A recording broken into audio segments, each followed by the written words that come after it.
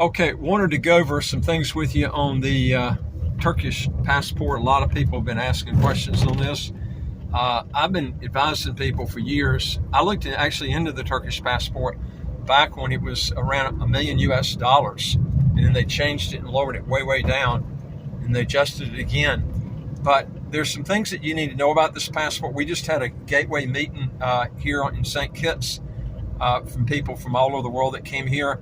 And if you get a chance, you ought to go to this also. It's once a year. They have it about this time of year, and it's incredibly cheap. It's like 500 US if you're a citizen, 700 if you're not. But they have all kinds of banquets and meals and stuff, and you meet a lot of service providers, but you'll get a lot of good information. Anyway, you can look at that next year. But let me just go over some things with you on this difference in what I call a good passport and a Turkish passport. First of all, if you get a Turkish passport and you plan, I know a lot of people get these passports and they don't move to the country they're in. I get that. I mean, I see that in St. Kitts, 95% don't move to the island. But this is the thing that you're going to run into. In a lot of cases, you're going to find out sometime in the future you might have to do it. Maybe because the business that you've got right now, you're in a country where you got the residency, but you don't have the citizenship. And a lot of these countries require you to get citizenship to actually work in that particular field because they have a lot of protected territories or protected businesses that you cannot do unless you're a citizen. And the problem with going to Turkey is if you live there, usually most countries is about 183 days a year, they're going to tax you in your worldwide income. And they've got heavy tax brackets the size of the 40-something percentile. If I was you, I would pick a second passport. If you end up having to move to that country, there is no income tax. Let me tell you, you will strongly agree with me when this happens because it's a lot of difference when you pay no income tax to one country, then you got to pay 40% to another, especially not just locally, but worldwide income. You don't have that with Antigua or St. Kitts. They're the only fast track programs that don't have an income tax. Also, the visa-free travel in Turkey is not good. You don't have visa-free to any of the Schengen countries. Another problem that you got too is if Turkey is applying for EU membership, if they get that, I've mentioned this many times before, is I think the EU and all its members will come out with a citizenship-based taxation system similar to what the U.S. has got right now. And if that happens, then if you want to get out of that, you probably have to relinquish, and they're probably going to hit you with a huge exit tax, similar to what the U.S. has got. So these are some things that you need to be looking at because most people get these passports. They don't really dig into these passports and really look to see, what kind of benefits are you going to get from this. But the visa-free, like I said, is really bad. In fact, there's 41 countries more visa-free or visa-free on arrival with a St. Kitts passport than you can with a Turkish passport. That's the kind of difference you're looking at. And, of course, a lot of those are Schengen countries. So, I mean, these are some things that I would be strongly advising you to look at that you want to try to avoid is high taxes. And what purpose is getting a passport? It's not just visa-free travel. It's looking at what sort of tax advantages are you going to get from this?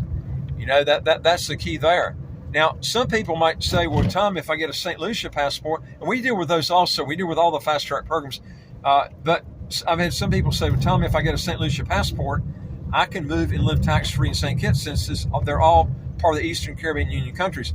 That's true and it's not true in that St. Kitts has protected fields, and so does Antigua, and that if you are not a citizen of that country, you can't do that, even if you're with Eastern Caribbean Union country, because there are certain businesses that these countries in the Caribbean protect only the citizens, even if you're a citizen of Eastern Caribbean Union country. So you need to know that because why go and get another passport?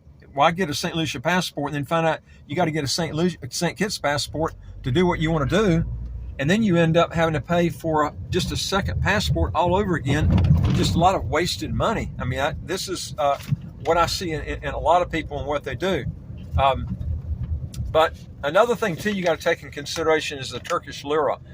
You can just put in Turkish lira Wikipedia and pull up, and you can literally see what the Turkish lira has done since inception. And it's done nothing but go down. And not just go down, you can go look at the currencies that were before the Turkish lira that Turkey used, and they've had just a spiral going down all the time. If you go in the stock market, the market has got to go up 100% to almost make any money, because the lira keeps dropping so much that to make up for the lira loss, and the market has to go through the roof. I mean, I used to own a long time ago an ETF in Turkey, and the market went way, way up the year, but the rate of return was minuscule because of the currency devaluation. So these are some things that you really have to look at when you're trying to get a passport. And if you don't look at stuff like this, you can end up costing you a lot of money if you end up moving to that place and going to investments and stuff, and then you start finding out how bad this lira has been. So these are some steps that you really, really need to consider when you're looking at getting a second passport. But no income tax, no capital gains tax, no estate tax, no inheritance tax, and almost no property tax in St. Kitts. Property tax is only 0.20% of order you're purchasing, with a $29,600 US exclusion. So you're paying almost no property tax at all. I mean, this is the type of thing that you're looking at. So, folks, if you're looking to try to get a better deal, the key is to not go in Turkey in any way, shape, or form, from the passport to the currency to the taxation system they got there. These are things, and I ran into a guy at the Gateway Summit here, and he was thinking about getting a Turkish passport, and I was going over all these different things with him. This is one reason you go to some of these summit meetings, because then you can pick up stuff that maybe you wouldn't get anywhere else, and before you make a huge spur and spending a lot of money. But I'll tell you something else too that you really have to look at, and that is English speaking. I lived in Panama for about 4 years, and it was like a Babel factory, man. Sure, you'll eventually learn the language if you want it bad enough, but the problem that you're going to have is you're looking at a long time to learn it fluently. And very few people in Turkey speak fluent English. So you're going to be spending a lot of time wasted basically trying to talk to people in a language that you don't know, and just simple things like just getting just checking on a utility bill can be a headache and a half.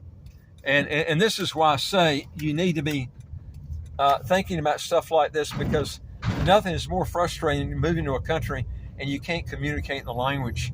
But I see so many people jump in and get this Turkish passport, and then they regret it. And when they find out, they could have got 41 more countries visa-free for less money. I mean, and with no income tax. To me, that doesn't make sense. Folks, if you want to know more on this, go to our website, www.citizenshipquickly.com. If you want to legally get your income taxes to zero, how to get a second passport as quick as 4 to 8 months. And folks, do us a big favor. Just give us a thumbs up if you like our video. And also hit the subscribe button on the right of your screen. You'll get new videos automatically as they come out. And I would like to hear from you. If you got a question or comment, put it below. And I look forward to talking to you on the next video. Take care.